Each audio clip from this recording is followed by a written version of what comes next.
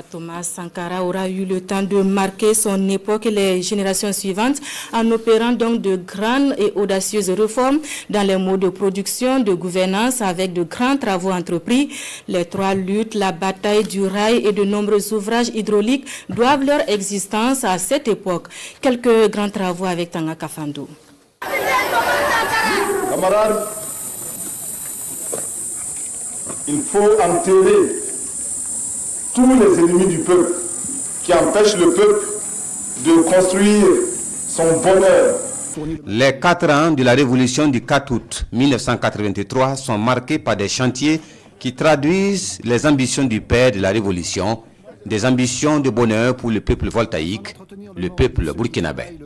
À l'époque, la Haute-Volta est caricaturée comme un pays rural, condamné à la pauvreté et à l'aide. Il faut donc changer de paradigme et démontrer qu'un autre regard est possible. Une des premières actions de cette révolution, c'était qu'on prenne conscience de notre État et qu'on opte pour une gestion participative. Au fil des années, les sillons du développement sont tracés, avec pour socle l'éveil des consciences et la participation des masses populaires.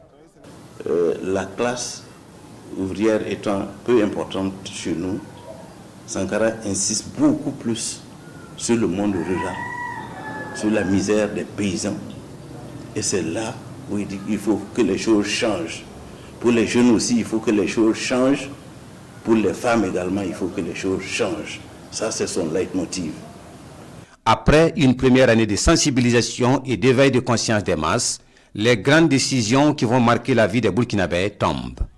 La réforme agraire, dire que la terre appartient à l'État, ça éteint tous les conflits possibles. J'oubliais les vaccinations commando au niveau de la santé. En 15 jours, quelqu'un qui arrive à vacciner plus de 3 millions d'enfants.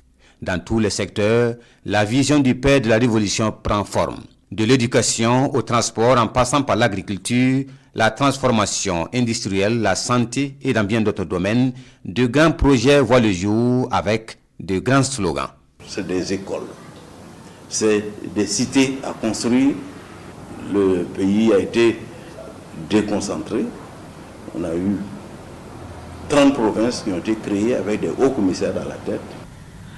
Il avait compris que le problème de l'eau était un grand problème pour mettre au travail toute l'année notre population de sorte à accroître effectivement la productivité. Et comme c'est un facteur limitant, il s'est dit on va faire effectivement le maximum de barrages possible et des barrages, de grands barrages qui tiennent. Le barrage du Sourou a été réalisé. La Kompienga, il fallait d'autres types de financement. Ce n'est pas... ça a été réalisé. C'est Bagré qui n'a pas pu réaliser, mais il essaie déjà d'avoir les fonds pour réaliser Bagré, que les gens estimaient à l'époque à quelque chose comme 62 milliards. La production céréalière devenant excédentaire, la révolution organise la production d'autres spéculations tout en insistant sur le consommation local et la transformation. Le haricot vert n'ira plus en France, mais sera consommé au Burkina. La production des fruits est lancée à Banfora. Le coton est transformé en faso d'Anfani avec la contribution des femmes. La tomate particulièrement, Sankara va interdire l'importation des boîtes de tomates. Ça fait un tollé. Ah non, comment il va nous interdire ça? Bon. Et Sankara dit non, vous avez des nationaux qui font la tomate. Et vous avez une concurrence de l'extérieur à vous importer.